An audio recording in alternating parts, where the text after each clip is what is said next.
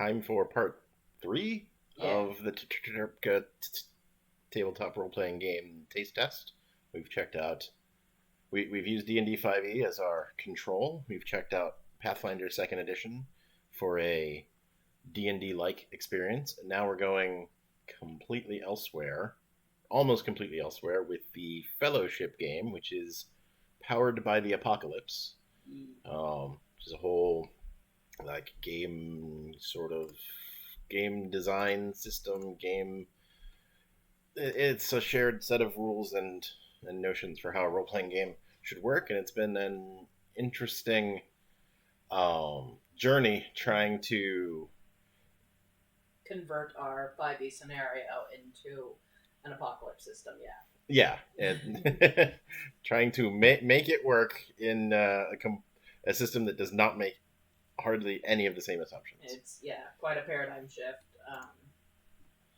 Since we're changing from focusing on sort of the tactical, crunchy numbers to collaborative narration.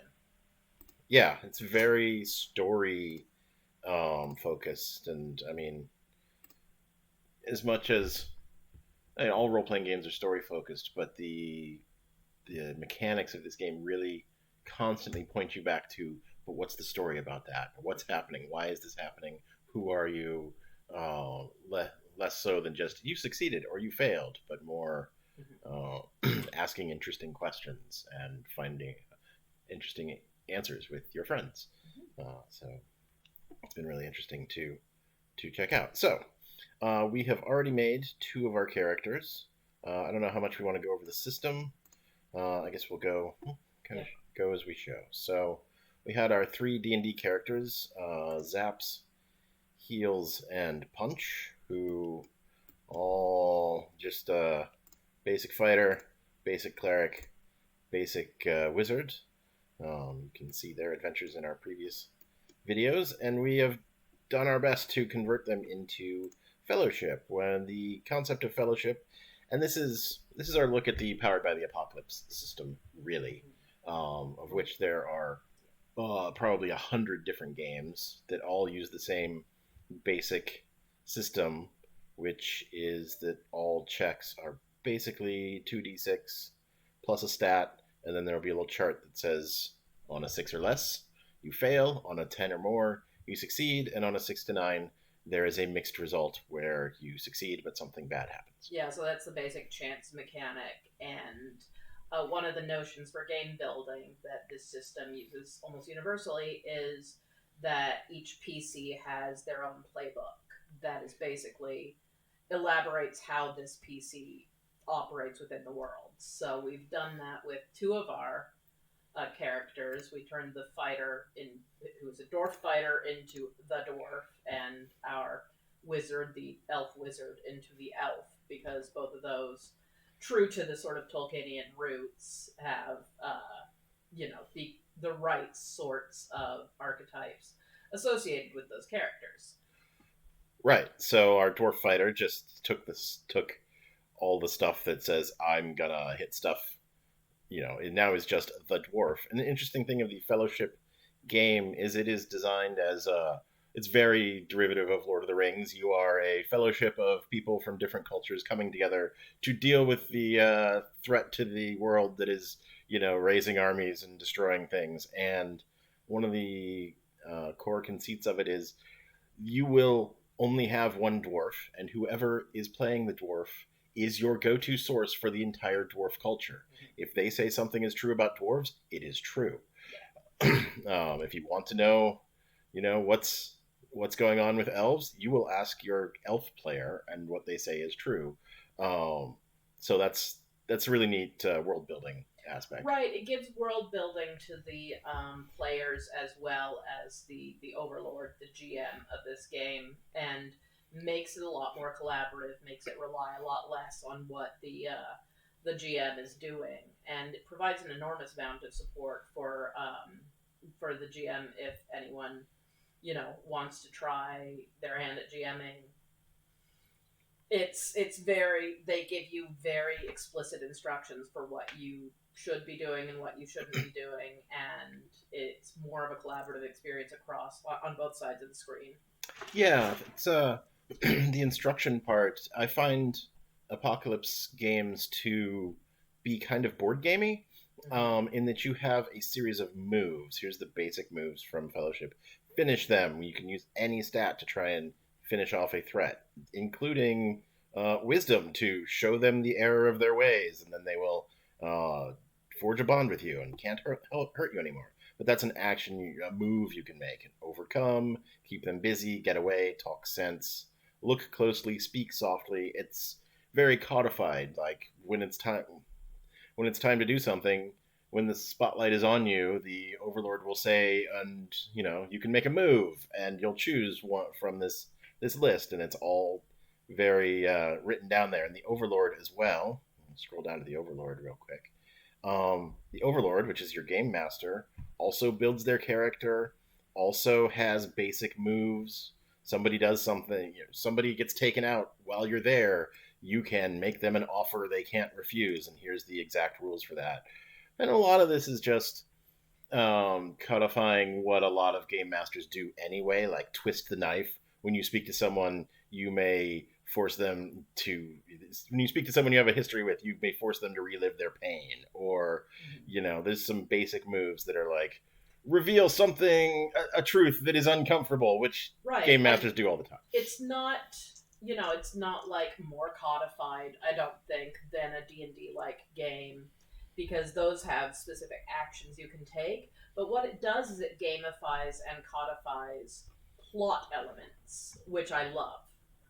So, Yeah, we have yet to build our third character, the cleric, and it was a little hard to find. He's just a human cleric in our D&D game, so we were looking around at what could be his playbook in this game. We thought about the Harbinger, which is essentially Gandalf. Personally, I think the Squire will work better, however. yeah. Just mechanically speaking, the squire has more abilities that line up with your prototypical D&D cleric. Um, they're helping people. They're doing healing. They're more of a support character. And even though the theming from the game is very much, this is a squire. Like one of their purposes is just you don't represent anybody. You're nobody special. You don't have a people. You could be the follower of one of the other characters from their culture, or maybe your culture's hero just isn't here, but you got sent along for some reason, and you can build that yourself. But So yeah, it's less about the Squire has healing abilities and more about the Squire is a support, and that's what the character is. So let's go in and let's start building this yeah. and talk about what all these little bits mean. Okay, so first we're going to work on our look. I'm gonna zoom in a little bit. We can choose. I mean, you can make up your own, obviously, but for this quick adventure, we're just going to choose our own. We can have short hair, messy hair, or a nice hat.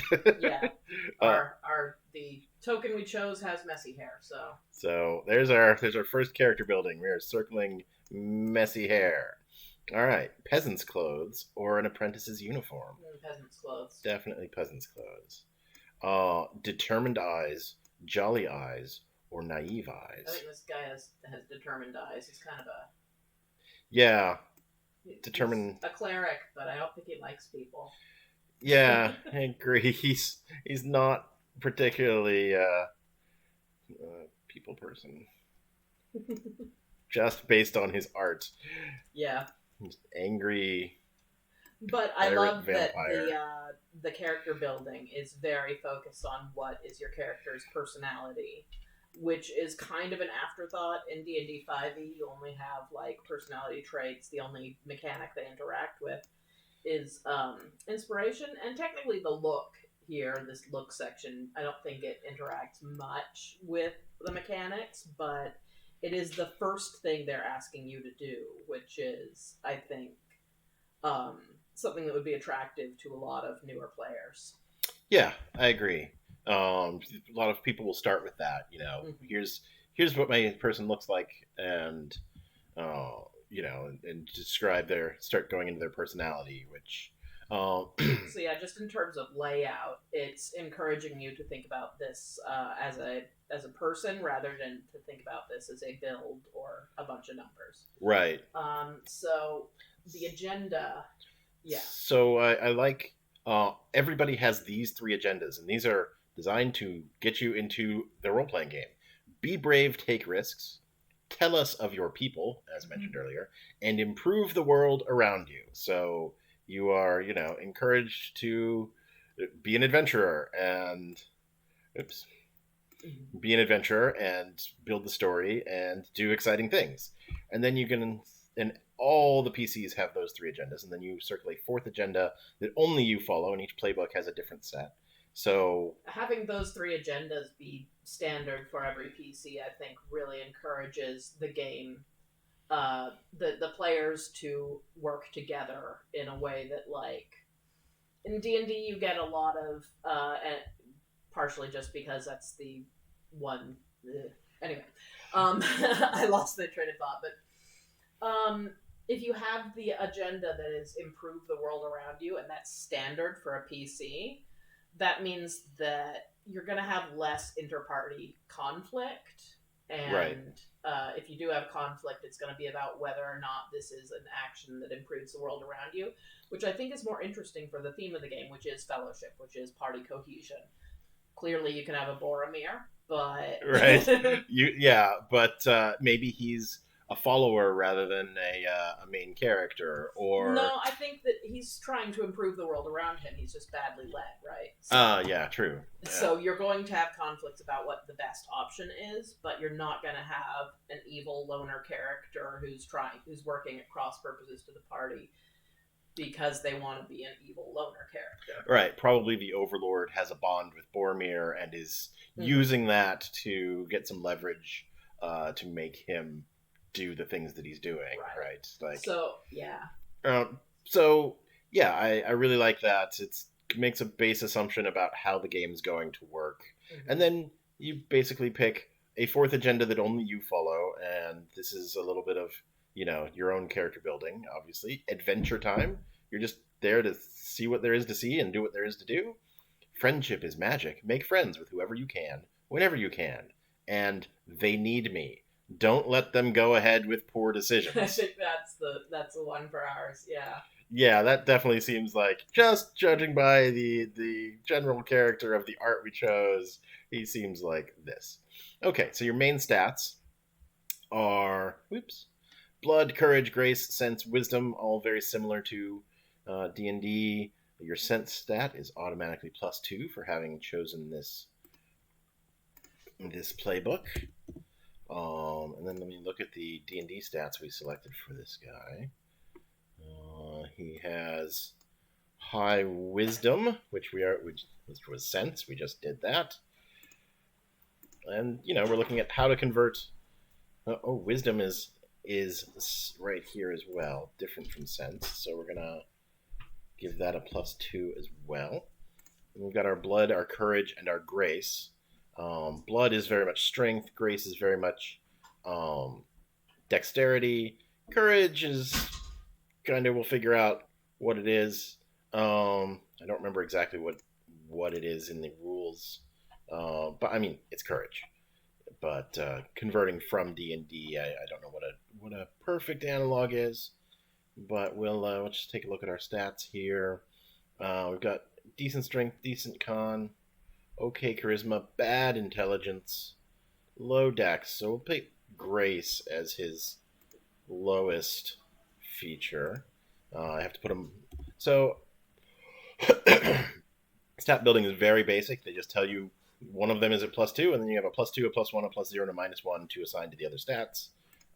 So I feel like his courage is high, and his punching is not as high. So, and those are just dice modifiers, very simple. Unlike D&D, where you have a number and then a modifier derived from that number, you are just picking a dice modifier. So whenever the Squire rolls wisdom, you roll 2d6 +2. Whenever he rolls Grace, you roll 2d6 -1. It's and the different moves will tell you roll this plus roll. It'll just say like roll plus blood or roll plus courage. Okay. So what is your purpose? You can choose one of these 4 purposes again to build out your character. Keep them safe. You're here to make sure they come back home. When you're with, and they all have a mechanical, so we're getting into mechanical stuff now. When you are with someone you have a bond with, and bonds are very important to the main mechanics of this game, fellowship in particular, not necessarily the Powered by the Apocalypse, but fellowship is the group of characters, the name of the game, and also you try and gain fellowship by creating bonds with your fellow PCs, with communities around the world, and even with the Overlord. Bonds with the Overlord tend to be like discovering weaknesses or getting some sort of advantage. But so keep them safe. When you're with someone you have a bond with and they take harm, you may take that harm in their place. That's a pretty good one for a cleric. Your people's champion is just not enough. You're here to keep them honest. So this would be a very Squire, a very Sam Gamgee. You're following along with one of the other characters, and you can share one of their moves. So if you're following the elf, you can take one of their elf moves or whatnot. See the world. You're just here to go on a fun adventure. All this Overlord stuff is just an excuse to see more than your garden. You're going to make sure you see everything there is to see. Once per scene, you may ask one question from the look closely list. There's a lot of these moves. It'll say like look closely, and it'll tell you you may ask this question or this question or this question, and you will get an honest answer. Yeah. And remembered by history. You want to be a hero so bad, even if the only way to do it is to tag along with the real heroes. Whenever anyone near you goes anywhere, you can always choose to tag along with them, even if doing so should be impossible. Keep them safe seems to match most with our... But I wanted to go through all those too. You can see the different kinds of characters that this Squire embodies. Playing as the Squire Core. So now, we talked about some of the basic moves earlier. The Squire gains these 3 moves. These are things you can do when the time is right. Fast friends. When you spend a scene by someone's side, or speak softly, which is one of the moves, with them, you may gain a bond with them immediately. So you could just be in a scene with one of your fellow PCs, who you don't have a bond with maybe, or you want to have more bonds with, and you're just hanging out and you're being friends, or you're just in a scene with an NPC and suddenly they're your new friend, and so that's a thing that you can command lore, which is one of my favorite moves. Command lore is basically ask somebody a question and they have to tell you ask them a question about their culture, about their character, about something they have narrative control over, and they have to answer it and tell you the truth, unless they're the Overlord. Sometimes the Overlord cannot, or can choose to not. Right. Please just listen. When you talk sense to someone, one of the moves, you may erase a bond with them instead of owing them a favor. Sometimes, and that's getting into technical of, it's getting into the nitty gritty, but when you're talking sense to someone, basically it's one of the basic moves for getting people to do what you want. One of the mixed successes, I think, is they do what you want, but you're going to owe them a favor. And those favors will build up, and you'll have to, just roleplay wise, you'll have to pay those off. This one, you can erase a bond with them. So you've become fast friends, you gain a bond, and then you can erase that bond. Bonds are very much a currency in this game. You will gain bonds with people, you will spend those bonds to make things happen, such as this. When you speak softly with someone, you may erase a bond with them to make them answer a question they refuse to answer. So again, very much good at talking to people. It's dangerous to go alone. When you watch someone's back and keep your eyes peeled, you can roll to overcome any harm against them with your sense instead of your blood. Overcome is basically attacking, dealing with challenges, and so there's a chance to use sense instead of blood, which is good because we gave this person more sense than blood. Indeed. All right, your people. You're different. You're a nobody. So normally the rest of them, this is where it talks about people. This is this character, you make friends. People like you, people trust you, and friendship is the strongest power of all. Your people aren't a culture or a society. Your people are the friends you make along the way. Yeah. um, so then we have the custom bits. So we found this a Squire is these three moves plus the other stuff we've selected, and then you can choose two custom moves, and you just check off this box to add that move to what you can do. And then as you'll level up in the future, you'll be able to gain more of those custom moves. So we're going to go through these real quick. There's 8 of them, but Eager Apprentice, when someone you have a bond with talks you through it, you can use one of their moves. If they are another player, you can only use a move that they can share with you. If they are a companion or an enemy, you must damage one of your stats to use one of their moves. You may only borrow one move per scene. I love that you can steal an enemy's move. You can make a bond with an enemy, and then they talk to you about what they're going to do, and then you're like, oh, this is how the thing works. Cool. Nice. I've got a bad feeling about this. When you're certain something's wrong here, you may ask the Overlord to tell you the safest way out and also the quickest way out, and they will answer truthfully. There's a lot of that in this game where it makes it, like I said, and again, it feels more board gamey. In most role-playing games, there's nothing in there that says the player will do a thing and the game master will tell them this. That's just what happens. I mean, sometimes like an augury spell or whatever. But there's no randomness here. There's no, you might have gotten a poor skill check and they tell you the wrong thing or whatnot. Just, you're going to, you can just, when you're certain something's wrong, you can ask for the safest way out and they will tell you. Won't let you down. When you keep them busy, which is a move to distract things, and get a 7 to 9, you may erase a bond to take the 10 plus result instead. The bond must either be with someone you are protecting or with someone who is helping you to keep them busy.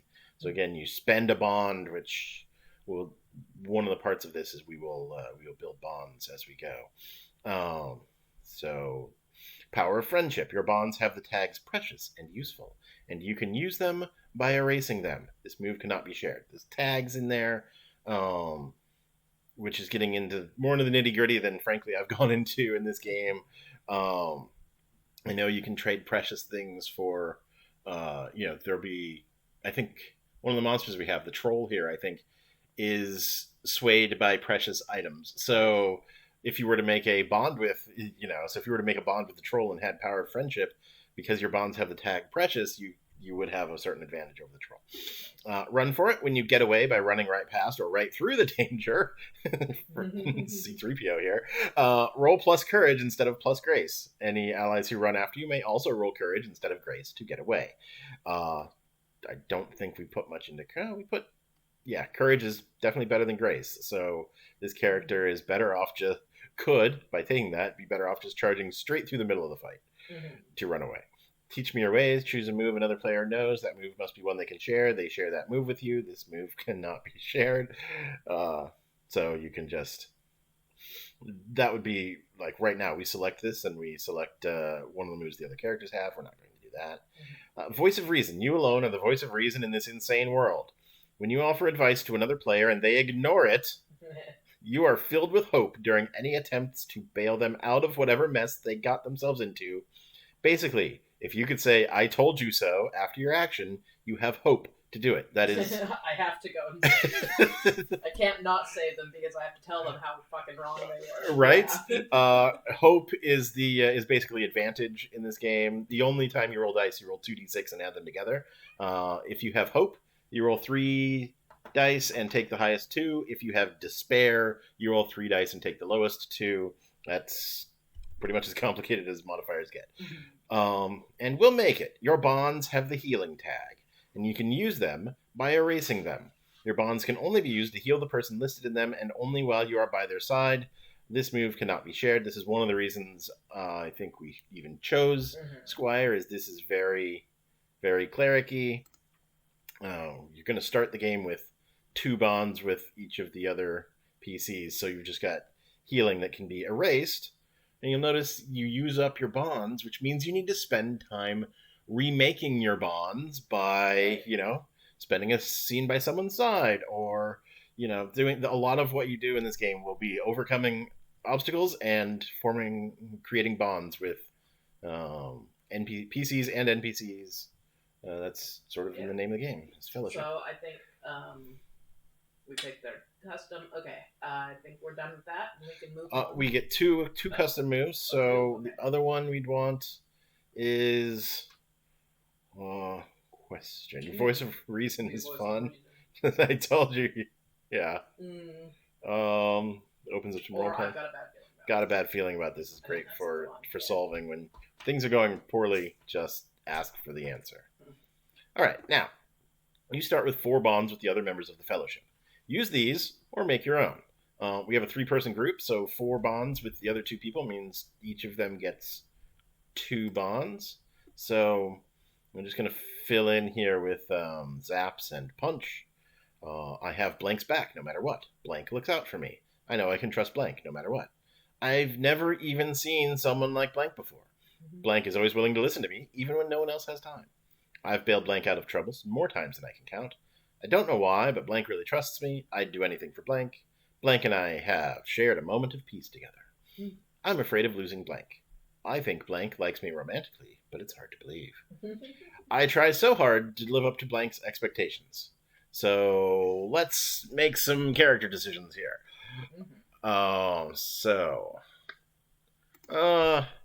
Punch looks out for me. Gotta have a fighter watching your back.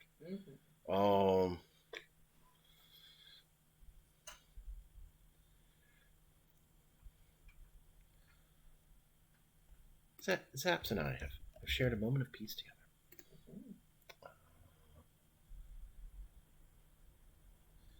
Zaps is always willing to listen to me. Zbuzz. Even when no one else has the time. And I try so hard to live up to Punch's expectations. That's more Squire-y than this character maybe, but whatever. All right. Lastly, we're going to pick some gear. You start with some simple food, traveler's gear, and a simple sword. Food is used for healing, sword used for fighting, obviously. Choose what you brought to keep yourself safe. Under armor and bandages, a sturdy spear and poultices, a heavy crossbow, a bear trap. It immobilizes them until they pry free. It also causes immense pain. And these each show how many uses they have. Poultices sounds about right. Yeah, spear and poultices we'll take. You were more prepared than anyone else on this adventure, and you brought along some extra supplies, just in case. Choose one. A horse or pony for everyone. It's all cumbersome with our scenario. Yes, so some extra food, which is used for healing, so that's good. A spare weapon with the same tags and features as a weapon someone else carries, or a bottle of rum. I think the food. Food makes the most sense to me. You weren't supposed to be here, but you are. What extra luck did you bring with you? Choose one. Luck of the Devil, 1 use. Use this to completely escape harm unscathed. A friend in need. Use this to have someone helpful show up right now. The Overlord's weakness, although you don't know, you have it. Which is really neat for a longer game. We're not doing that. I think either Luck of the Devil makes sense for the little scenario we're doing. Things go really poorly. Heels can get out of it. If you had companions, if we'd gotten those donkeys and horses, we would check them off here. They have a whole mechanic. Interestingly, this game is more, because it's very Fellowship of the Ring, Lord of the Rings, there's you can have a lot of companions with you, just part of character building. Most of the other characters have people that can come along with them, like the dwarf, I think, has a dwarf defender or something that is just following them around, and so if we wanted to have 4 hobbits in our fellowship, for instance, we would have 1 halfling and then probably a squire of the halfling, and then the halfling would have a couple companions, and we'd end up with four halflings in our fellowship. All right, so that's the last character done. We didn't really go over what the other ones can do, but we'll just It's just a do second. that as we go. Yeah. Yeah, we are. This is a taste test, not an exhaustive review. Correct. So, half an hour in, let's begin to adventure. So again, we're going with our same basic obstacle course followed by enemy with a rest in between. We have turned this troll into an actual troll because this game is in D&D we didn't, and Pathfinder we didn't want to do that because that would just be another combat and that would slow things down. It's fine. We cannot be interrupted at this time. So in this case, we just use the game's ogre stats to make a troll here, and we'll deal with that with whatever attributes they have. So the basic structure of the game is very similar to most role-playing games. The game master, Overlord. We built an Overlord as well. The Overlord has zombies at their disposal because that seems to make sense for the scenario we have. The Overlord is going to set the scene. And then the Overlord is going to put the spotlight on someone. The spotlight is their description of what most role-playing games do already. You basically, one person is the active, party who's doing stuff, and we're all listening to what they're doing, and then we'll move the spotlight to somebody else, and then we'll move the spotlight to somebody else. So in this case, so now the Overlord would be describing what's in front of everyone. Yes, the Overlord will set the scene, and then whoever first has an idea of how to deal with it will get the spotlight and just start going from there. So we've taken the basic broken bridge obstacle. The bridge is out. It has 2 tags: shoddy construction, the bridge cannot be crossed unless it is repaired, and long way around, there's another way across, but it isn't close. And it's up to these folks to figure out how to deal with that based on these tags and whatnot. And the system is very open. It's just somebody come up with an idea, and on your character sheets, on the playbooks, there are particular moves you can do. There are resources you can use up. A lot of them are using up your bonds or just making a roll. Like the most basic thing might be just, I'm going to try and make an overcome to do this or something. But I think, did we have a notion on how this? I think we did. In the 5e scenario, we had our dwarf fighter punch make a athletics check to jump it with a rope so that they could get across. So I don't see any reason why not to let them do the same thing here. Okay, let's do that. So we're going to have Punch, who has, let's see, so this is going to be a basic overcome action, unless the dwarf has something specific. Clear the path. When you charge through something standing in between you and where you're going. That's not quite correct. People of Stone and Unbreakable. That's okay. So we're gonna just go to the basic overcome action. Yeah. Zaps might also have something, being an elf. Yeah. Let's have a look at Zaps. Elder Arts. We've got some spells here. Camouflage. You can become invisible. Keen Senses. Ask a single question about your surroundings and immediately receive a truthful answer. Sense Magic. Whisper on the Wind is a message. We've also got a special Stardust spell we chose, which is basically a sleep spell. And Elder Might, which lets you get back one of the spells you've cast. Also, we have Touch the World Lightly. You can safely walk on top of snow, across thin tree branches, along precarious ledges, or on top of held weaponry.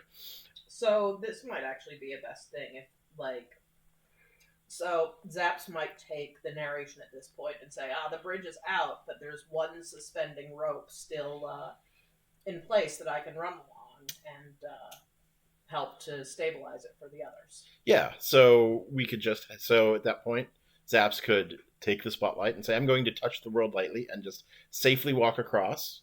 And let's see, what do I have for gear? I've got a survival knife, some elven wine, the faces of those who have wronged me etched into my mind. Okay.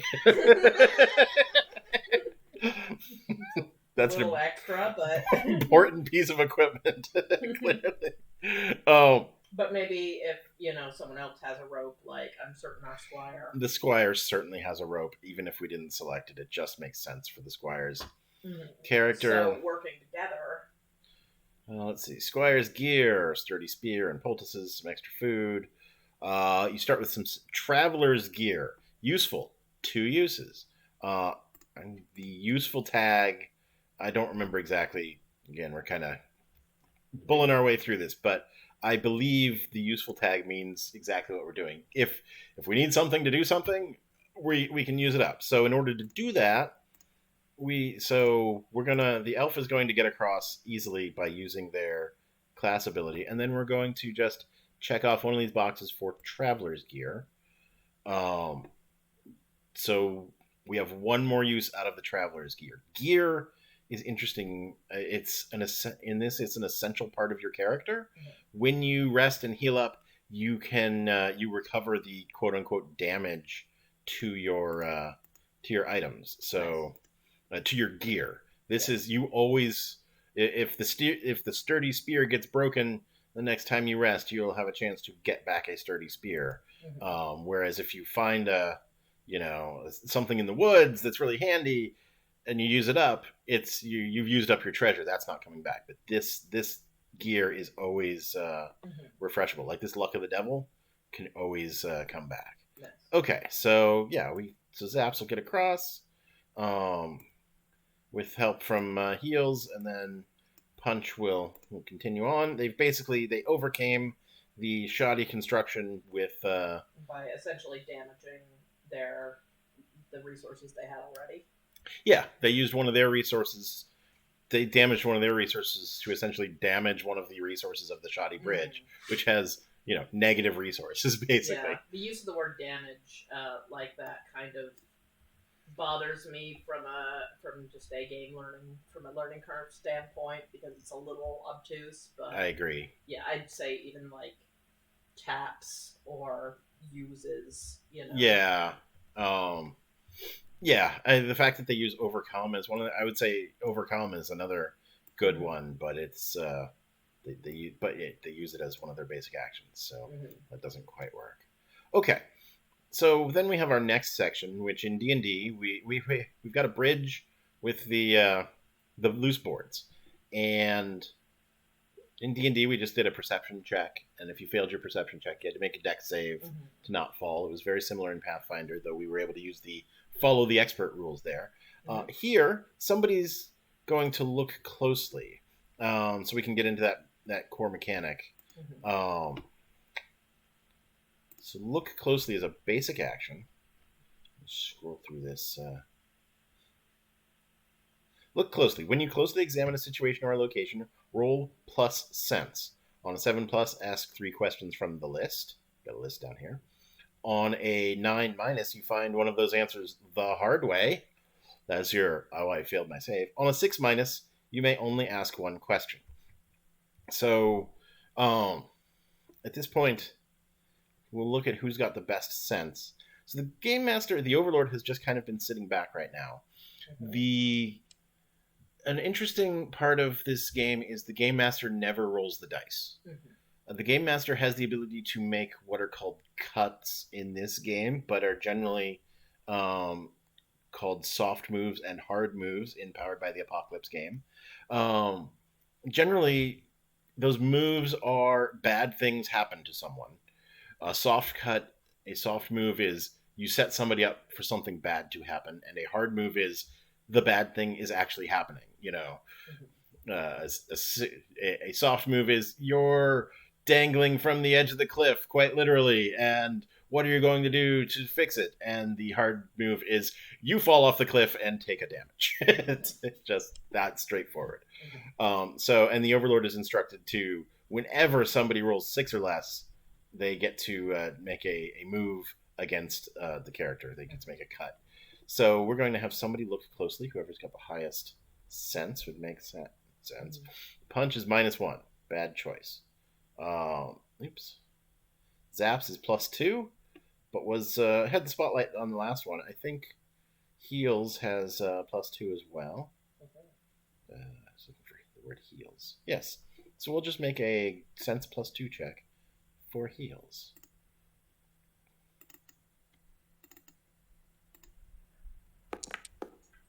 And we got a 14. Wow. Everything is going great. So looking at back just to go through everything. So we're going on a 7+, ask 3 questions from the list. And nothing is found the hard way. Anyone can answer, but the Overlord has the final say. So what is going on here? What do my senses tell me? That's one question. Is something hidden or out of place? If so, what looks suspicious? Again, those 2 questions are 1 question. Tell me about blank. How could it hurt me? How could it help me? Tell me about blank. What are they doing? What will they do next? What will happen if I blank?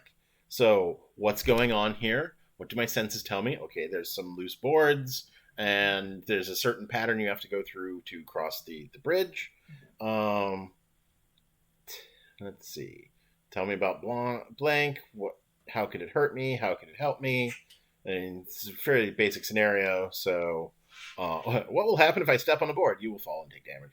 I don't know what other questions. Obviously that's going to come out more in role play. We're just grinding through mechanics here. So you could make a really interesting scene about this. This opens up just having to answer those questions with the core mechanic makes you make more things happen. The Overlord can add a few hints. Somebody else at the table could say, "Oh, there's a particular flower that is important to my culture. That is that you can see down there, and maybe we can fetch one of those."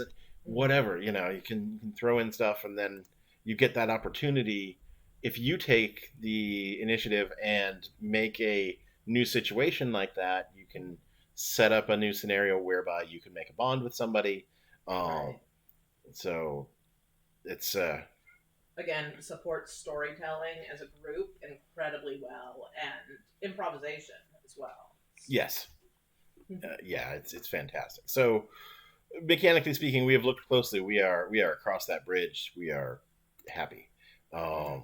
We probably in a real game got a lot of story information, or at least because you rolled made so a story. well and got to ask more questions, more story happened. Yeah, that's interesting. Yeah, more interesting than just you created on perception, so we're across the bridge, we're done. And obviously this taste test can only do so much for us without us actually straight up gaming through this. But so this next part we had them try to navigate their way through the forest, and we found in the Fellowship rulebook they've got some basic challenges, set pieces. Set piece, the haunted forest. So we figured we would use that to get an idea of how they represent the way the game should be played, because we're kind of stumbling around a little bit. So the Lost Roads. We're just going to use this first part, I think, but who knows? We've got haunting sounds and lost children. We're just pretty much trying to find our way. Just a little spoonful of the haunted forest here. Yeah. So the Lost Roads. The haunted forest is not to be trifled with. Follow the road closely, or you will never find your way back out. Losing your way. Anyone who leaves the road immediately loses the road. Anyone who strays more than a few feet away from anyone else loses track of them. The elf or a guide can always find someone who has lost their way, but it takes time, and they can only find one at a time. When you are lost and have the spotlight, you may damage your courage, sense, or wisdom to find someone else or find the road. Okay, so that's just a basic setup. We need to give them a reason to get lost. So I guess we will go a little deeper into this. The haunting sounds. The woods themselves intend to lure you off the path. Try not to listen too closely. When every distraction has been passed by, the lurking shadows will approach. Okay, we'll probably skip the lurking shadows, and that'll just be our troll. But let's deal with these 3 distractions. A cry for help. You hear someone's voice calling out for help just off the path. If anyone is already lost, we haven't messed with them yet. It sounds like their voice. So the Overlord is going to, obviously this is all Overlord information here. Right.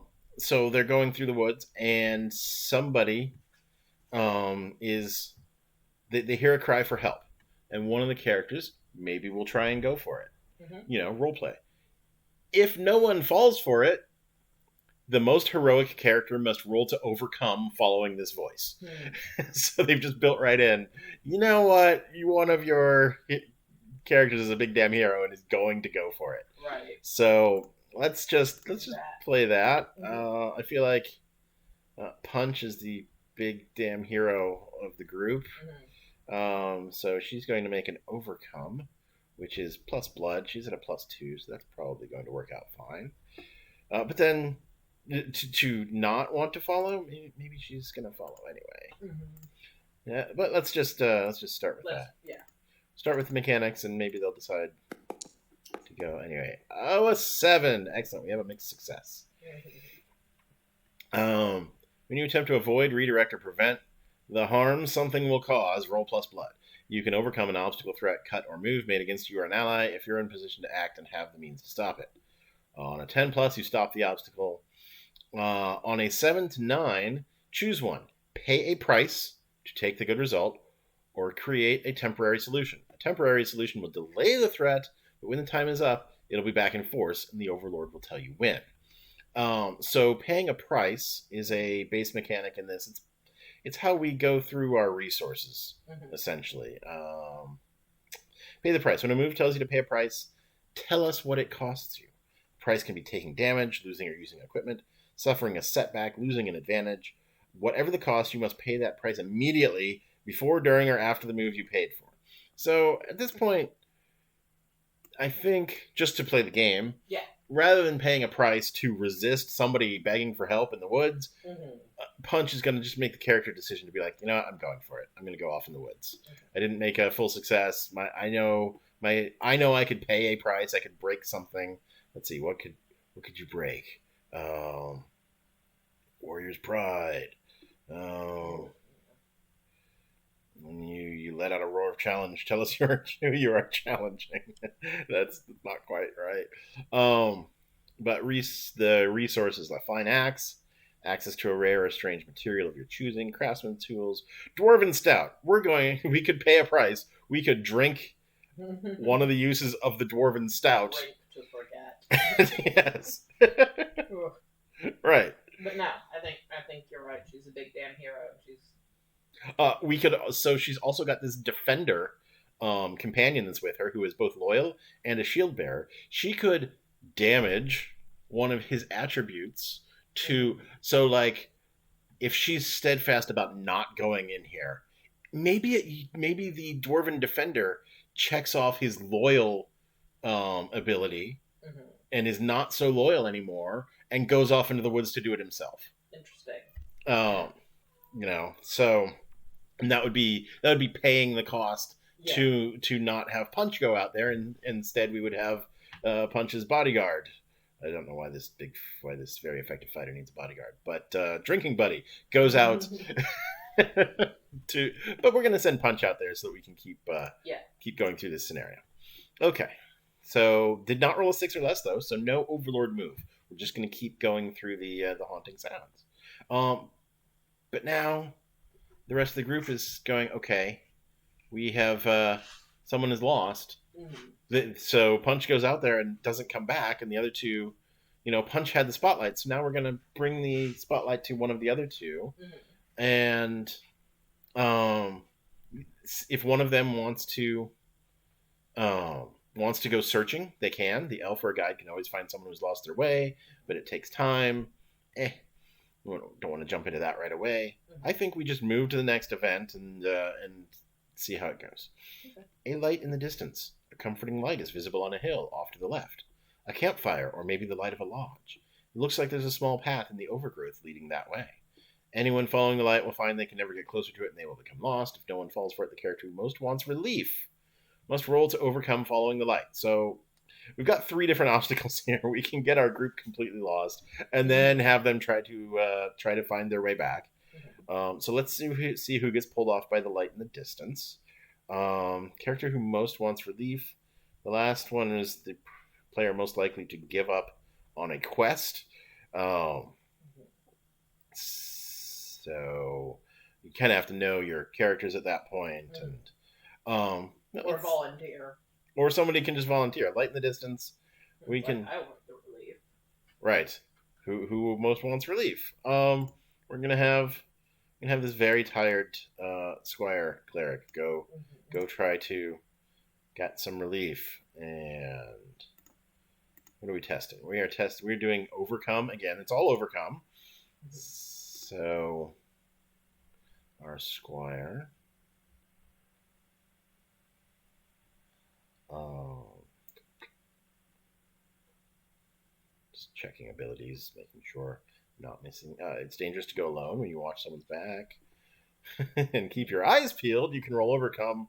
So if the Squire could follow somebody else and use sense instead of blood, but they're going off on their own, so it's just a straight blood roll plus nothing.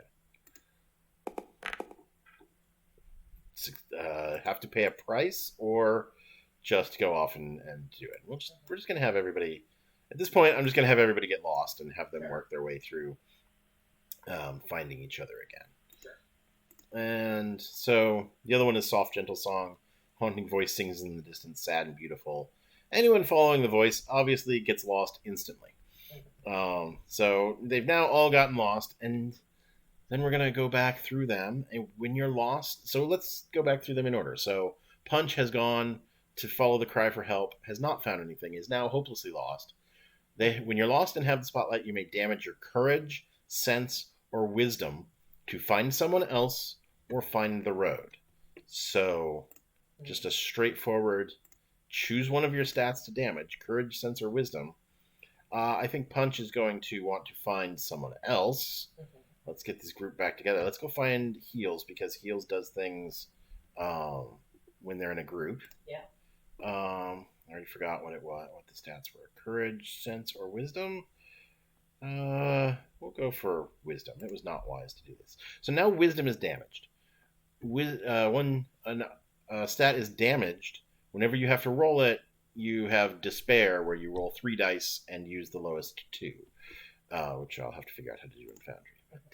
But obviously, we did not find a Foundry module for this system that would work with the amount of time we had for this.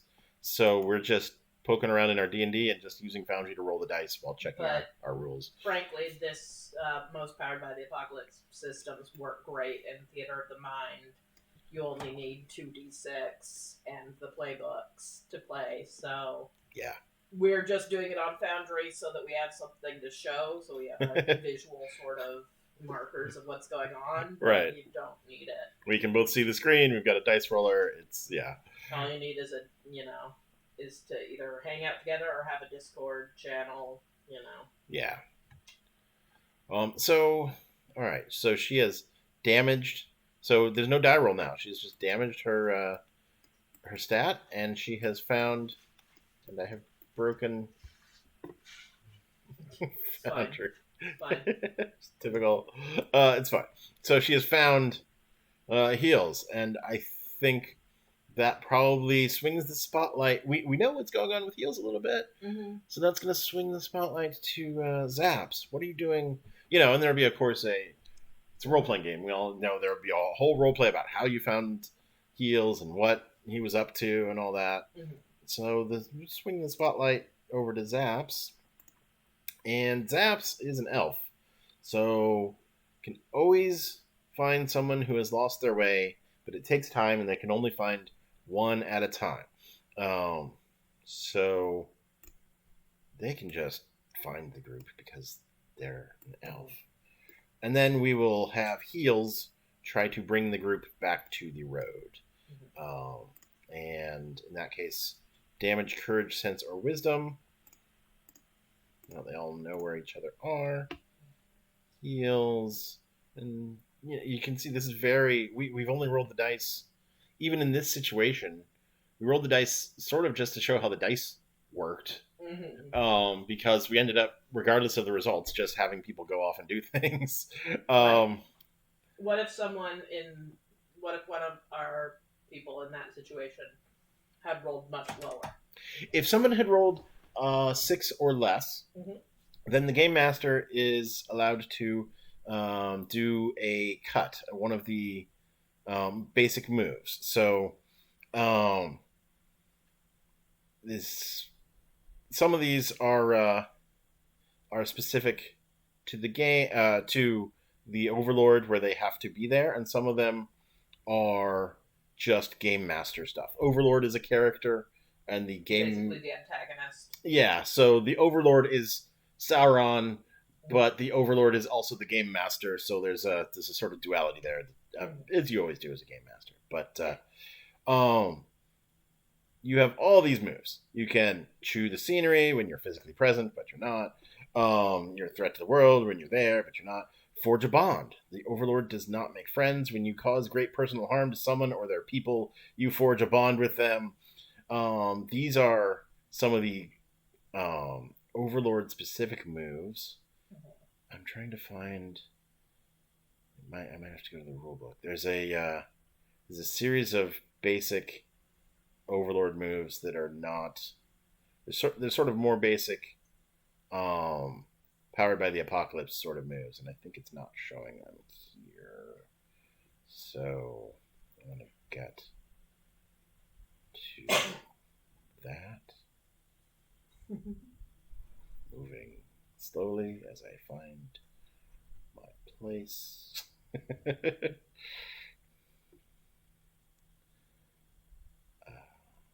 Framework cuts. Here we go.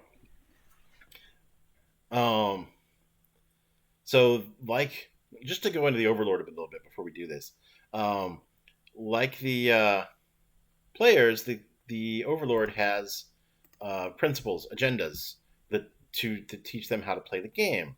Um, Create problems, not solutions. You're the bad guy. Make things worse. Don't try and figure out how it's going to be solved. Let them figure out how it's going to be solved. Right. Address the characters, not the players. To build that role playing. Embrace the fantastic. Make a move that follows. When you use a cut, use one that makes sense. Don't just have something random happen. Um, Interestingly, the Overlord should never speak the name of your cut. You're doing something like reveal an unwelcome truth, or deal damage, or turn their move back on them, but you're never going to say, "I'm revealing an unwelcome truth." Ask questions and then use the answers. Don't ask for information and then not use it. It's a collaborative game. If you're not using the information that the players give you to make your world more interesting, then they're not going to be as connected. Be a fan of the characters. Be cool. Let them be cool and appreciate everyone at the table. Pass the spotlight. Begin and end with fiction. Never say no. If something is impossible, then tell them the consequences or requirements. Um, all kinds of great advice there on, and these are, stuff to do to play a game. Frankly, just reading one of these rulebooks is great advice on game mastering, if it's well written. Framework cuts. Those are what we're looking at. So a soft cut. When you roll a 6 or less, the Overlord gets to make a cut, as mentioned before. Hard cuts and soft cuts. Soft cut gives them a chance to respond. Hard cut just happens. When a player fails to stop a soft cut, when someone rolls a 6 or less, or when you need to scare them a bit, make a hard cut that makes sense. So if someone had rolled a 6 or less, a hard cut would have happened.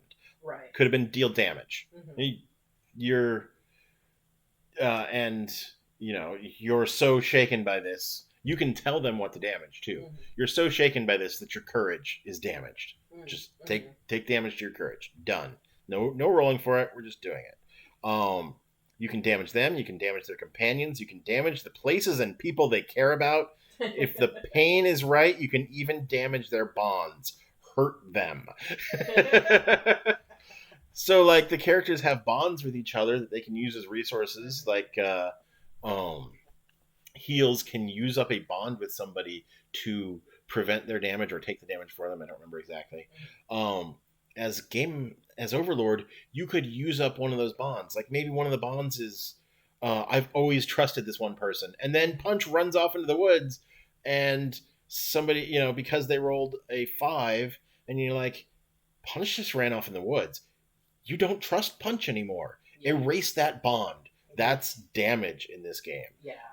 Which is great role play So fodder, right? Turn their move back on them. That's usually, they're doing something wacky, and separate them. We're pretty much doing that already with this. Yeah. Put someone on the spot, put someone in danger, and then make someone else save them. The key phrase for this cut is, while you're doing that, um, present an opportunity. This is their advice: is you don't always have to, be a jerk. Yeah. As game master, you can sometimes make a move that makes the game less horrible. You can you can make an interesting story that, maybe if they're having a really bad day, you can just give them an opportunity to make things better. Show a downside, tell them the consequences or requirements of what they want to do. So those are the basic moves for the game master. So if somebody rolled poorly, can pick any one of those that makes sense, right? I think I already mentioned a couple of ways that could be done. So, but that's not what happened yet. It's not what happened yet. More to come. So folks are doing okay so far. We need to have Heels find our road for us. He's trying to overcome this. But because he's with others and has the it's dangerous to go alone ability, he can now overcome using sense instead of blood. And his sense is +2, whereas his blood is +0. So, trying to get out of the woods, rolls a 9. So in order to successfully overcome getting out of the woods, he's going to have to pay a price. As we saw in Overcome, you pay a price or you delay. So the price is going to be damaging something. What do we have? We've got a spear, some extra food, the luck of the devil. I think the luck makes sense. Yep. And use up the luck of the devil. Use this to completely escape harm. And then you can roleplay that in. You're looking around, you're trying to find it. You're very, oops, I fell off an embankment and fell right into the road where some hobbits are. Yes. All right, so they have used up some more resources. Similar to D&D, the journey is using up the resources. And now we've come to this troll with a bridge. I've actually put some stats in for the troll using the D&D stuff to just put in legendary actions for our troll, which is using the ogre stats. So the way monsters work, the way NPCs work in this game, because the game master is never rolling dice, the monsters just have traits similar to the NPCs. Like we were talking about how that defender was loyal, and I don't remember what the other one was, but those are basically things.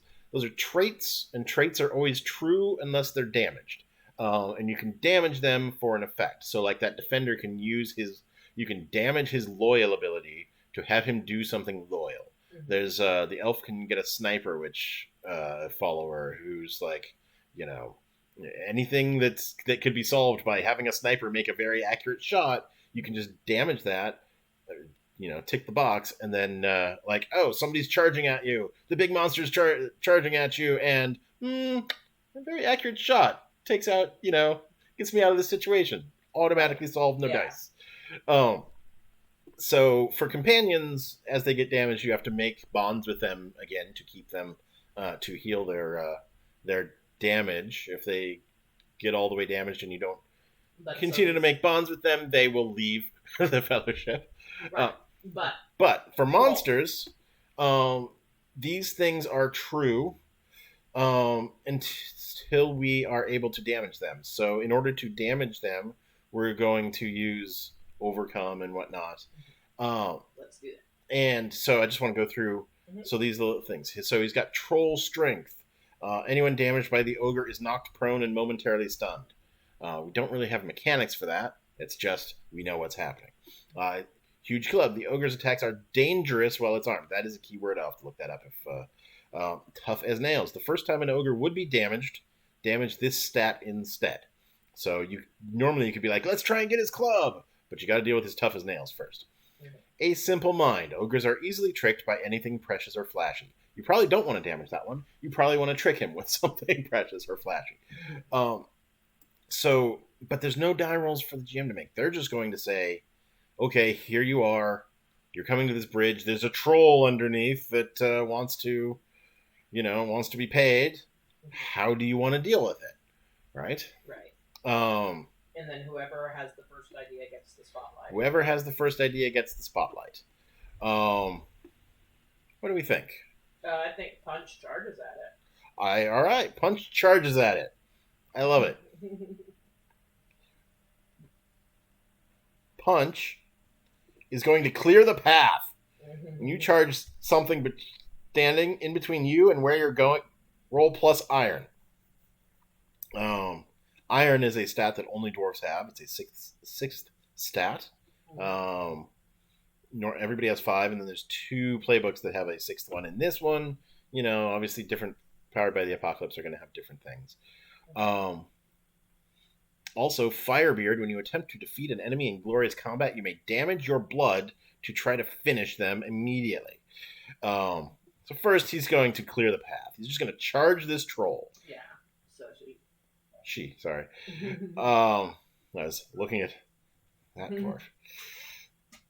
So we will roll. The chart says on a 7 or better, you charge through and leave a path for your allies to follow. On a 9 or less, your reckless charge causes problems.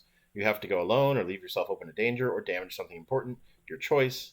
Obviously, if those are making a kind of Venn diagram where 6 or less causes this and a bad move from the GM, and a 10 or better causes this without this happening. So let's just go. Off we go. We've got a 13. Wow. So she has succeeded on clearing the path. She has cleared the troll out of the way.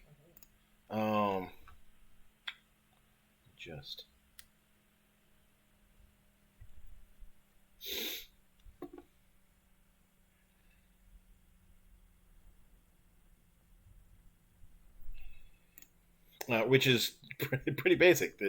That's nothing bad happened. So just by taking the spotlight, like, she charges at this troll, probably bowls it over, distracts it a bit, enough for everybody to just run past. Nice. So it's not going to be able to attack everybody. So it's doing that, and then we'll check in with the other 2. What do you want to do while the troll can't get you? And they'll probably and they'll choose actions. The most obvious action for each of them to choose would be get away. Yeah. Leave. We're gonna leave. So you roll plus grace, and let's just do those in order. We'll go Zaps first, because I'm pretty sure Zaps has better grace. Being an elf, grace plus 2.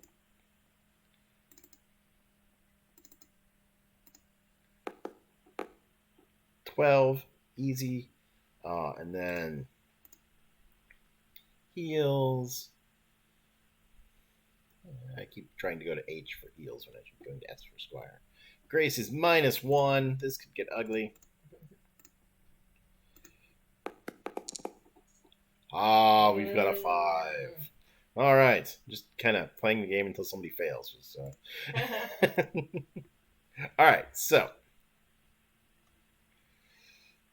get away. On a 10 plus, choose 2. On a 7 to 9, choose 1. You didn't get any of those, and you failed. So we're going to make a hard move. Oh, no. Even though Punch distracted the troll and Zaps was able to get out of there quickly, something bad has happened to heals. What is the bad thing? What do you think? They trip and fall on their face. All right, trip and fall on their face. Oops.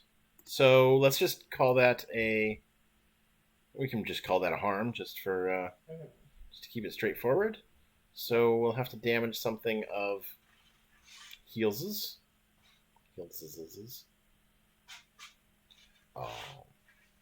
Sturdy spear. We could break his spear. We could have him we could just literally damage one of his attributes. I think that's Mm-hmm.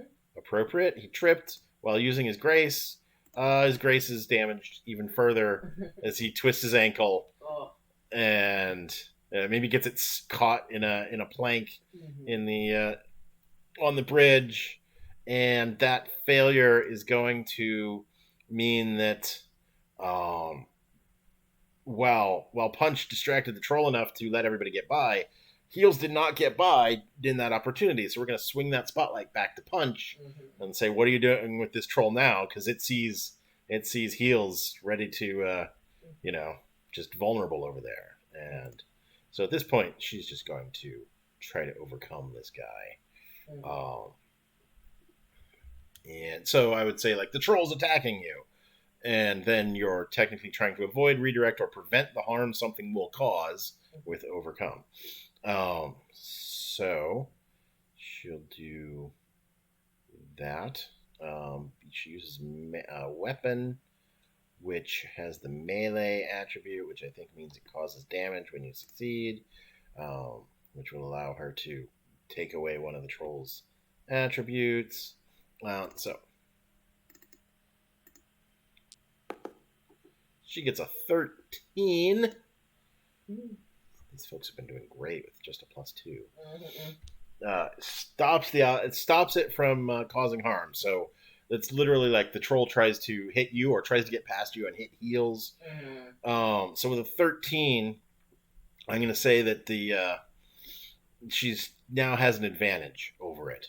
I'm not sure what that advantage is. Obviously, the role play situation would reveal, you've got it on the back foot. It is ready to be defeated, and you did a damage to it with your axe. So choose one of its attributes to. I think you have to choose the troll.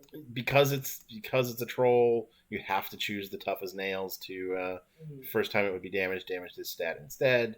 Could have tried to disarm its club or something. So now she's going to try finish them. When you attempt to defeat an enemy you hold an advantage over, tell us what you want to do to them and roll the appropriate stat. If you don't have the advantage, you can't even do this. So she wants to knock the troll off the bridge into the chasm. Okay, so this is forcing them to retreat, or outsmarting, terrifying, or overwhelming them, or disabling them or knocking them out. These are all Nice. So that's courage, grace, or sense. Frankly, there's a little gamesmanship there. Courage, grace, or sense. Her courage and grace are higher than the others. Iron lets her. People of Stone. When you finish them by outlasting them in a contest of power or endurance, roll plus iron. On a 10 or better, they pass out. I don't mind that as well. Though pushing, I think disabling him or knocking him out. Makes retreating is off the side of the bridge. Retreating, we can use courage for that. That makes sense for me. So that's a +1. Trying to finish this troll. We've got a 7. That is a mixed success. On a 7 to 9, you deal damage to them and lose your advantage over them. So she's going to be able to now deal with the troll's huge club. So she wasn't able to disarm it, or wasn't able to shove it over the side, but she was able to take away its club, so it's no longer dangerous. I don't remember what the dangerous keyword does. Possibly when it does damage, it does an extra damage or something. I'd have to look that up, but I don't feel like doing that right now. Oh. So then we'd move the spotlight to somebody else and say, Zaps, we've been looking at the other two. What do you want to do about this, Zaps? Help Heels get out of there. Help Heels get out of there. Excellent. We've got what do you have? Star Elf. You've got high-tech gizmos in your gear. They are useful. They are elf-made. You have 2 uses. You could have something... this is Star Elf. Your people come from beyond the skies and have high technology that we chose for them. And so I think Zaps is going to run in there and shake out a collapsible wheelchair and put Heels in it and just Run them on out of there. All right. Run in there, set up heels on wheels, and get out of there. How dare you? I'm sorry. We're gonna. I don't think there's much that heels needs to do with that. So we're going to have Punch for one last opportunity here. Is going to keep the troll busy. There's a keep them busy. Rather than trying to finish this troll at this point, we're just going to act as a distraction to buy some time. We're going to roll plus courage. See how that goes.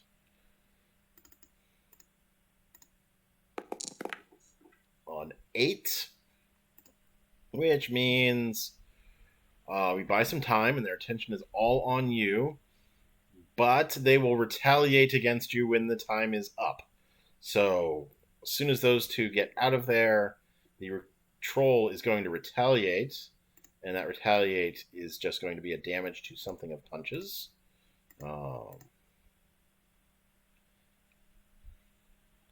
We've got...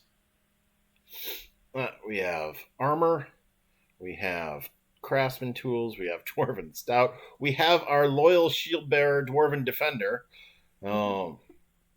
We can just damage his shield bearer attribute to have him take that damage, basically.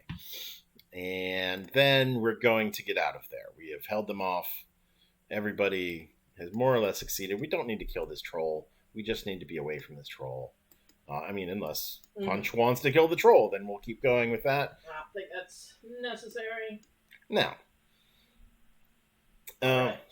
All right, so... That was all in the journey mode. That was... Yeah, I didn't even touch on the modes. So the game has 4 basic modes. The journey, the challenge, the showdown, which is where you're actually up against the Overlord or one of his generals. Challenge is just any kind of... something to overcome. Journey, we didn't really talk about this. Journey in this game is a scenario where you're traveling, obviously it's a journey. You're traveling from one place to another, and each player comes up with an obstacle of some kind, and some other player comes up with a solution to that obstacle. Right. And obviously this is yet another opportunity for role play. Like, well, we find some refugees from whatever the Overlord's latest invasion is, and maybe we solve that by telling them about our friends at such and such village, and now we make a bond with these refugees, but maybe we use up some of our bond with that village because they're having to use their resources here. And just you're adding to the story, and each person comes up with one obstacle, and each person solves one obstacle, and you never solve your own. Right. And while that's going on, also the Overlord tells you what they're up to around the world. Oh, while you were journeying, I captured Osgiliath, and so that's an interesting mechanic. And again, like everything in this game, it just points us towards telling a story and getting more world information, right? So is it possible that in this scenario that we've done for the past hour, someone was saying, one of the players was saying, hey, the bridge is out, what do you do? Yes, that's entirely possible. Somebody could have said, hey, the bridge was out, and then not the game master. Somebody not the game master, and then somebody else not the game master going with a very derivative, the bridge isn't out, but maybe the boards are loose? Yeah. And then the game master being like, okay, now you're lost in the haunted forest. Right. And then somebody, as they get out of that, somebody being like, oh my gosh, a third bridge. I mean, obviously it's got a troll under it, right? Our scenario of 3 bridges. So yeah, that and because the last one ended up being such a deal with the troll, we expanded that into almost a challenge of its own. Right. Then there's downtime. Downtime, many games have downtime. Downtime is often when you make a breakthrough, make a bond with a community. You gain fellowship. There are fellowship moves that the game master, the Overlord, is supposed to present you with. And these are basically things that you get for playing that part of the game. For I wish I had noted a page for this. I wrote down some of the ones we can do here.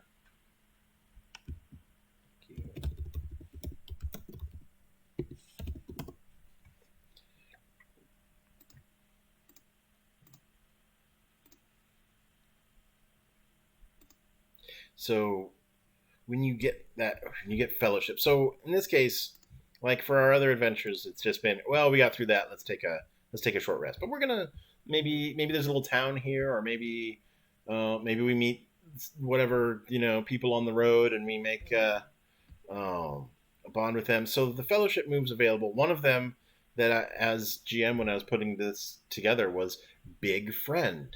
You make a big friend. If they had decided to use different stats and different ways to overcome this troll, maybe they make a friend with him. One of the things I love about this game is the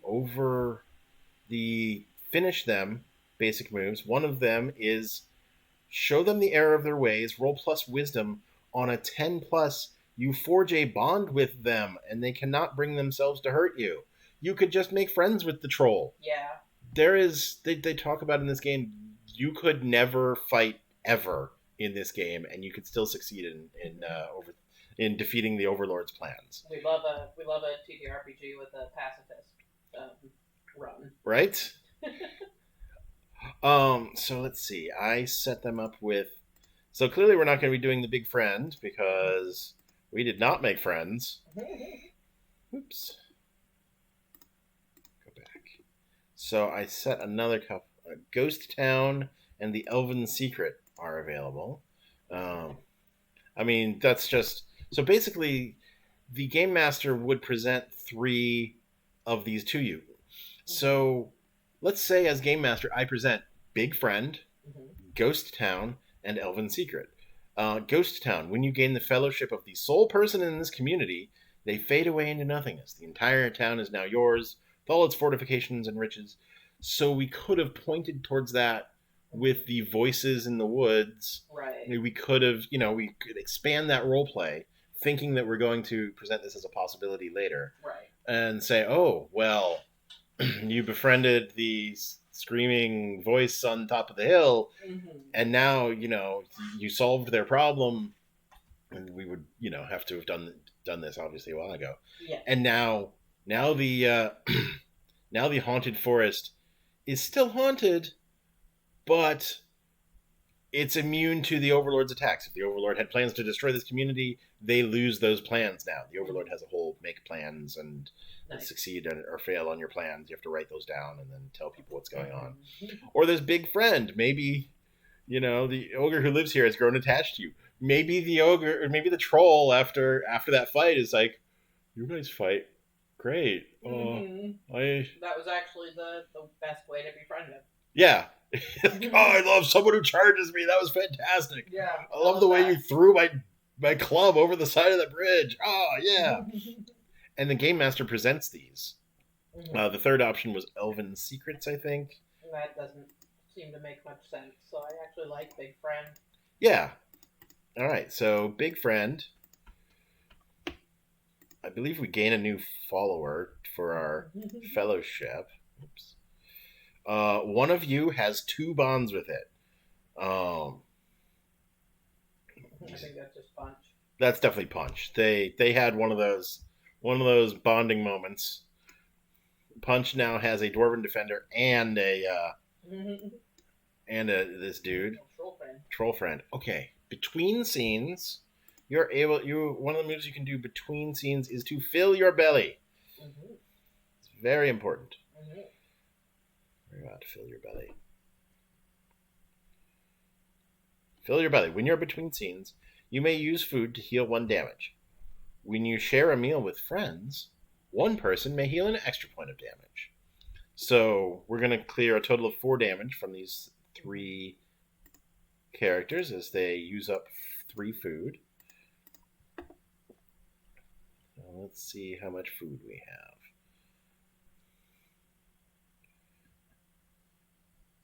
Dwarf has no food. Elf has... I think we could have brought elven bread. Oh, you start with elven bread. Food, 4 uses. Nice. All right. Use up 1 elven bread. Oh, no, you start with dwarven head hardtack. Food, 5 uses. And so everybody can just use up their own food right now. Nice. During downtime, you can recover. Look into it. If we were doing a full game, I'd look into how much gets recovered when you do that. But they use up some food. Everybody clears a damage. So heals. Can clear that grace damage. And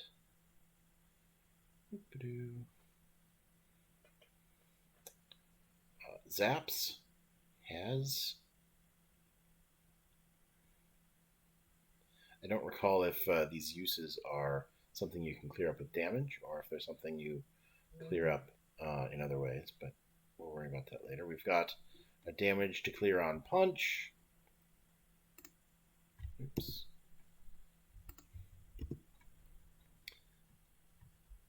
And Punches. I know this is damage. The Dwarven Defender. So we can use our extra damage to clear up the Dwarven Defender. Get his shield bearer ability back, make him not grumpy and wanting to leave the fellowship. And then finally, we're gonna go and deal with our usual finisher to this. We've been questing all this way to bring an artifact to this person who is trying to raise zombies. This acolyte who's trying to raise zombies. We've got a fellowship of 5 now. There's an invisible dwarven defender also following Punch around. This troll is following Punch around. Punch is, as usual, going to be going into, make an intimidation, while Heals is suspicious of everything, and Zaps scans the woods. So, this is a challenge again, and I think we've basically gone over the mechanics on this, but let's we can step through it here. We're gonna have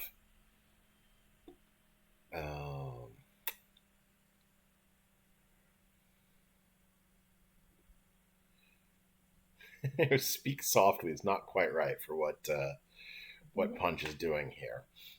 Is there a dwarf one in particular?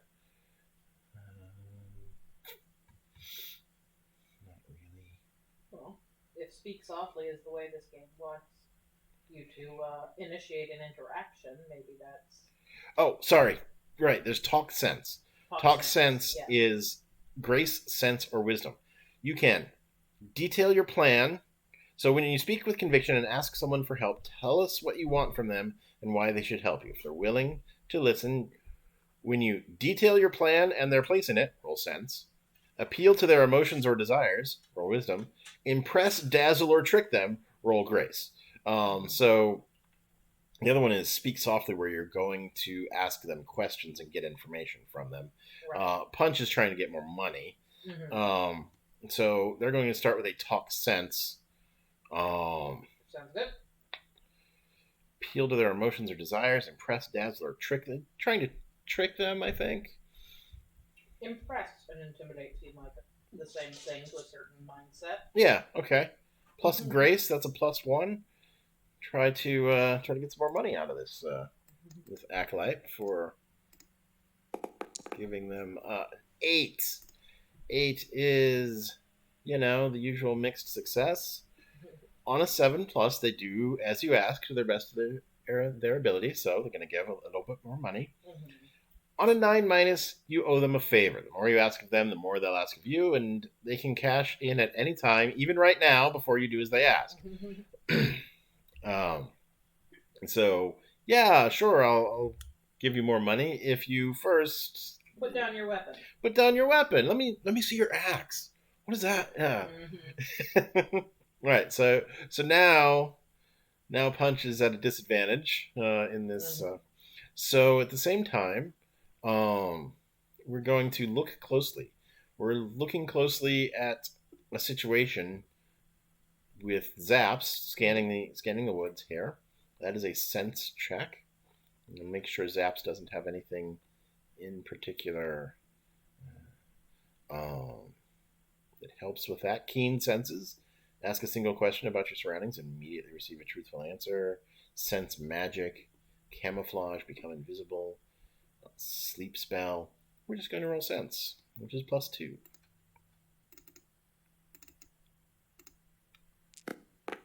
That is a 9. Keep getting mixed successes, which is pretty much, as far as I can tell, where a lot of the meat of the game is. Yeah. All right, so when you closely examine a situation or a location, roll +sense. A 7+, ask 3 questions from this list. On a 9-, you find out one of those questions, the answers to one of those questions, the hard way. So it's going to be like, what's going on here? What do my senses tell me? Is always a good one. Is something hidden or out of place? What looks suspicious? Etc. So they're asking questions, and one of the answers to those questions is going to be, oh, there's clearly zombies here because one of them just grabbed your foot. Yep. Yikes. Right? Meanwhile, we're basically trying to look closely as well, but we're looking closely at our employer. Right. So this is so Heels is looking closely at the employer to be like, you really should not give. Why did you just give him? Why did you just give him your axe? What is wrong with you? So that is again +sense, +2. So using different. Oh, we've got a 10 as an unqualified success for zaps. So it's going for heals. Sorry for heals. For heals. So again, we're gonna get all these questions answered. Is this acolyte up to no good? Yes. What are they up to? Oh, they've got zombies in the woods, and the artifact you're trying to give them is going to allow them to summon an entire zombie army and become the Overlord's next general when they get to level up. And yeah, so Heels, I would say, with an unqualified success, has an advantage at this point. Yeah. So then we're going to go into action mode, but there's no real change of mode. We're just doing stuff.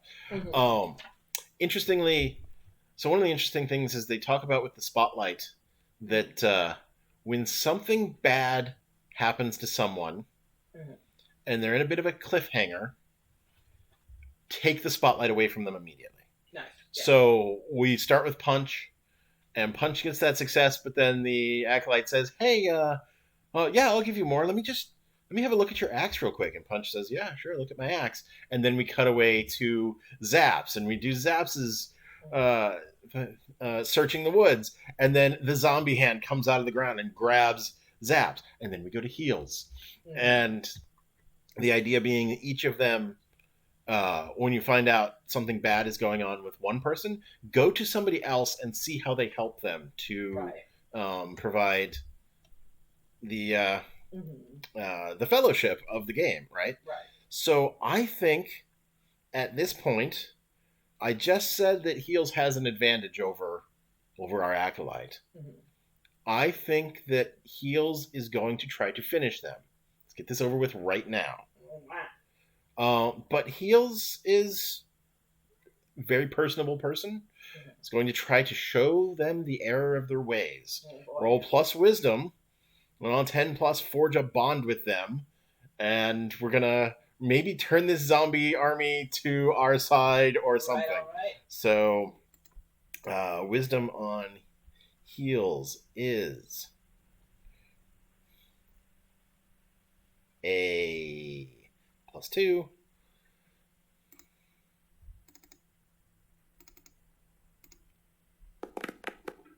That is an 8.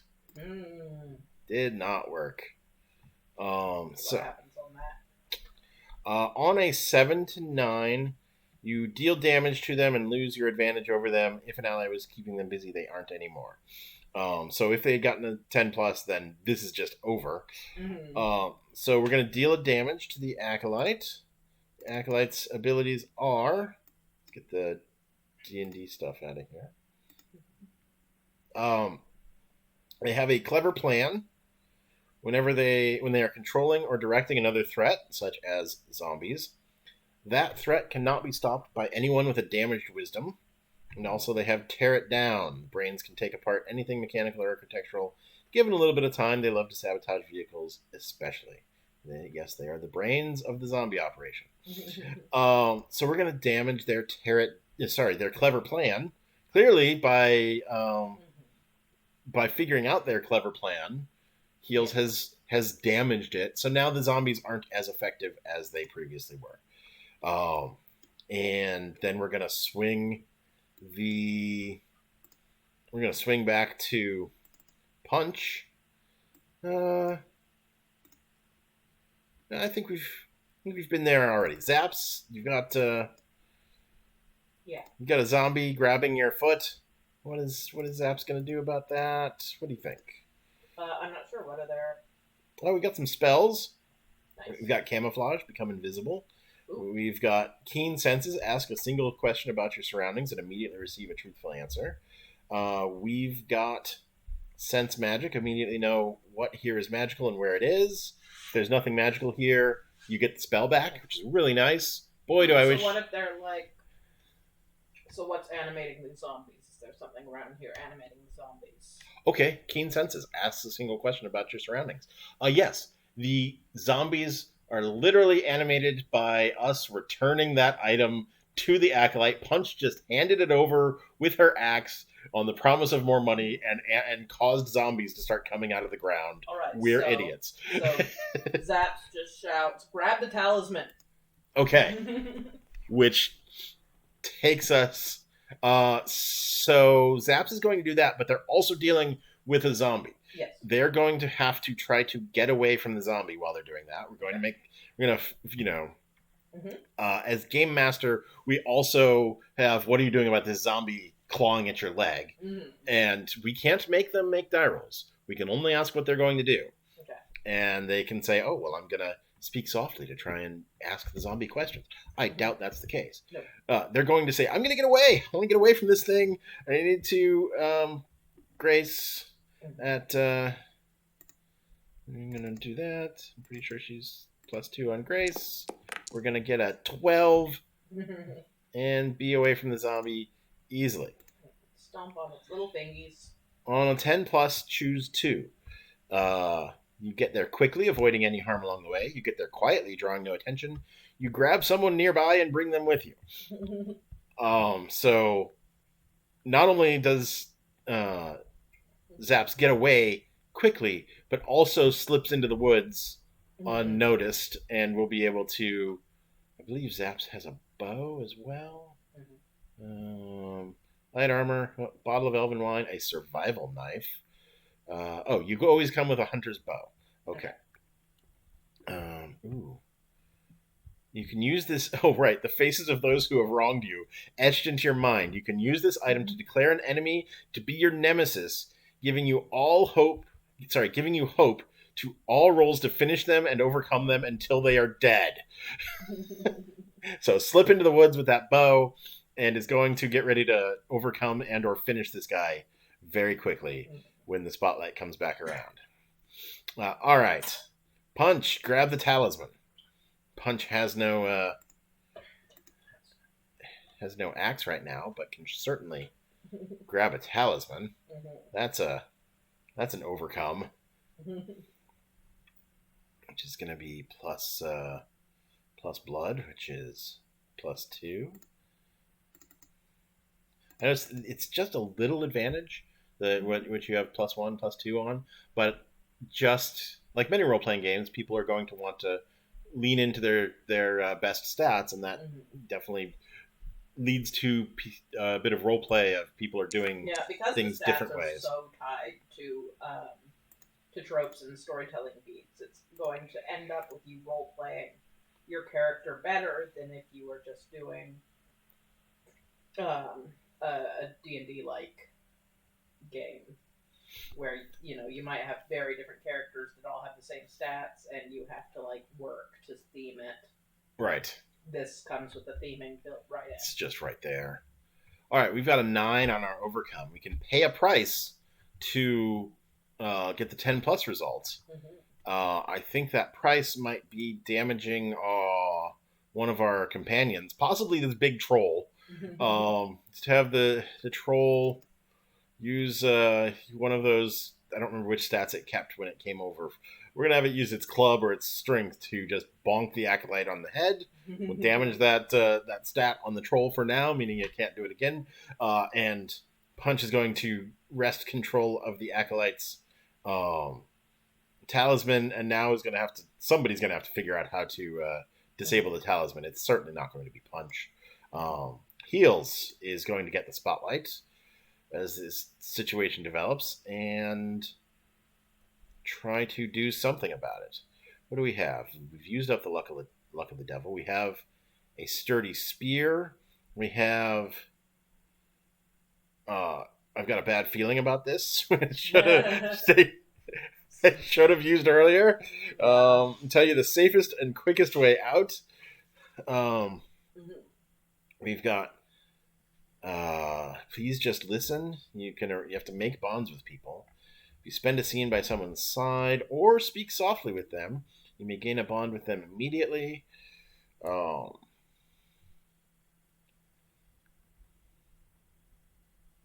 not a lot. Does have a spear. Could just go in there and try to stab the guy.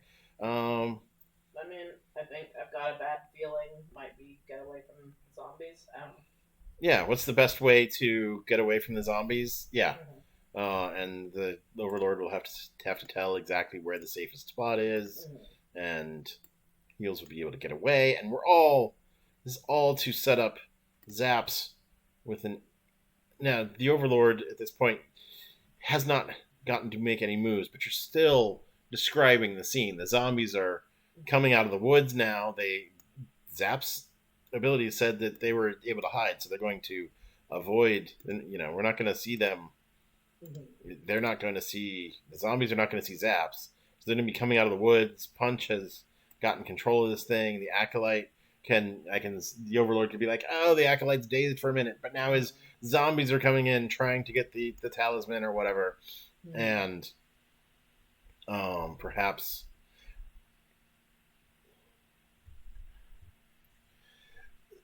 So the game, it's hard to, for me at this point, it's hard to keep simulating gaming it out because it's very conversational. Right. Like, rather than I move the thing over here and it attacks, I attack it back and do some damage. I attack it back and do some damage. There's a lot going on here that would be very conversational, a lot of descriptive. This zombie's crawling out of the, and who's going to figure out how to get that talisman, and can you get away with the talisman, and can one of the more clever characters figure out how to disarm the talisman. I think I'm going to pause the rolling dice and trying to come up with things at this point because we've got the basic mechanics of the game, and it's a very different result here. We're in D&D and Pathfinder. It was a whole lot of what is my attack modifier? Role play time is over. Right. Yeah. Whereas here we've got a very cinematic and interesting situation going on. We've got Punch and her two friends wrestling with this acolyte. We've got zombies coming out of the woods. Zaps has snuck into the woods, getting ready to, shoot something with her bow. Heels is figured out the best route of escape for when we want to do that. Do we want to just grab that, run and figure out how to break the talisman later? There's a lot of interesting story stuff happening here. There was a chance Heels rolls a 10 plus, and this thing's over in one die roll. Right. And the acolyte is shown the error of his ways and turns against the Overlord who was paying him. And I just want to point out, the Squire has on the potential companions zombies down here. Why not? Can definitely be, can definitely have the zombies join with him You could, forge a bond with the acolyte, like uh, at the end of this scene, when you spend a scene by someone's side or speak softly with them, you speak softly with the acolyte afterwards, gain a bond with them. Now we're friends. He's got two bonds with his acolyte, picks up a zombie follower. Maybe even the acolyte joins the fellowship as a companion. Now you've got a necromancer. Yeah, now we've got a necromancer to fight the necromancer. Right. maybe the necromancer's weakness all along has been another necromancer. Yeah, but yeah, it just sort of it creates so many opportunities for storytelling in unique and new ways that is not present in your D&D like games, Right. with actual combat systems. Yeah. This, it assumes that combat is not different from the rest of life, Right. which is really, really interesting. It was part of why I had. It's interesting because it was part of why I had such a hard time wrapping my mind around this. Is I read through the rule book and I was ready to present it, and I and then I started, walking through it in my head. I'm like, wait, what happens when the combat starts? There are other games out there that there's other games that do this in a more D&D type of way. There are other fantasy adventure versions of power games that are powered by the apocalypse that do go into initiative and do have damage rolls and do have a lot of very D&D tropes to them. I wanted to look at this one because I really like the idea of you are the representative of your culture. Whenever we ask about your culture, you are the go-to source. What do dwarves do in this world? I don't know. You're the dwarf. You tell us. And that's because that echoes a lot of the way that you handle GMing in D&D and any other system too. Yeah, I mean, I got the idea from this game, frankly. But yeah, I've had people, in D&D ask me, "Oh, what is my such and such community like?" I'm like, it doesn't matter what it says in the book. It doesn't matter what notion I had. It's your community. What sounds fun to you? What do you want to explore? You tell me. Yeah. So yeah, a very interesting diversion or change. Converting over from D&D, kind of challenging. You're gonna have to dial back what you're converting from, okay, this encounter, to your themes, your NPCs, your, the arc structure of your game. And go back and rethink a lot of the way that you build, which might make your game better, frankly. Yeah. So, an interesting thing is, part of character creation is building out that world, making those bonds with people. We skipped this, but everybody in character creation makes one bond with the Overlord. Those bonds are things like, he destroyed my hometown, or the Overlord was has something to do with my tragic backstory, right? It's a built-in hook. Right. He's my father and he exiled me.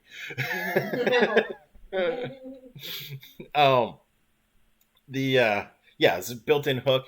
Even they talk about, even if you're running this as a one-shot in a convention, and you've got a 4-hour time slot to fill with fellowship, don't skip the world building step. Take the first 30 to 45 minutes and hook everything together so that the 3-hour story you tell is interesting and not just boop boop boop. Here's what's happening. I've already built this world, and this is what we're doing. Bringing over a D&D game, I feel like you're going to know a lot of those answers already, but there's also going to be a lot of questions that you'll want to answer that are like, oh, I'd never considered I hadn't considered this feature. I hadn't considered exactly who is the person in the world my character trusts most. Maybe it's not one of the other PCs. Maybe, that kind of stuff. Yeah. Sometimes this conversion exercise could be interesting to take a lot of games through, even if you're not going to come over permanently. Just do an alternate alternate game session where you're like, oh, let's look at the mechanics for this, and Mm-hmm. then we're gonna learn a lot of things, and then I've certainly done different versions of D&D in my D&D games. Yeah. Doesn't answer nearly as many interesting questions, but it would be really interesting to pull one of the existing campaigns into a system like this just for a week, just to Mm-hmm. have a different way to look at the story. Right. Yeah.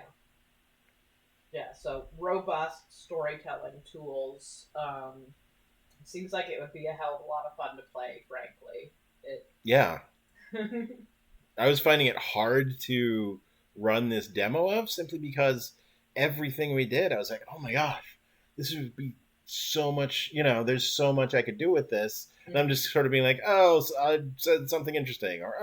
Whereas if I was at a table with a whole audience of Mm-hmm. players, not that I don't have an audience of the entire internet right now, he says to his Potentially. he says to his 0 viewers currently. Um, It's the potential of the entire internet. Right.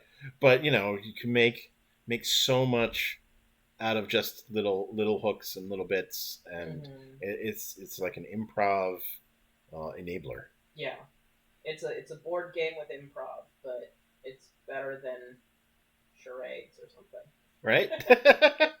Charades, the role playing game. um, so yeah, I think that's pretty much it. Obviously, powered by the apocalypse.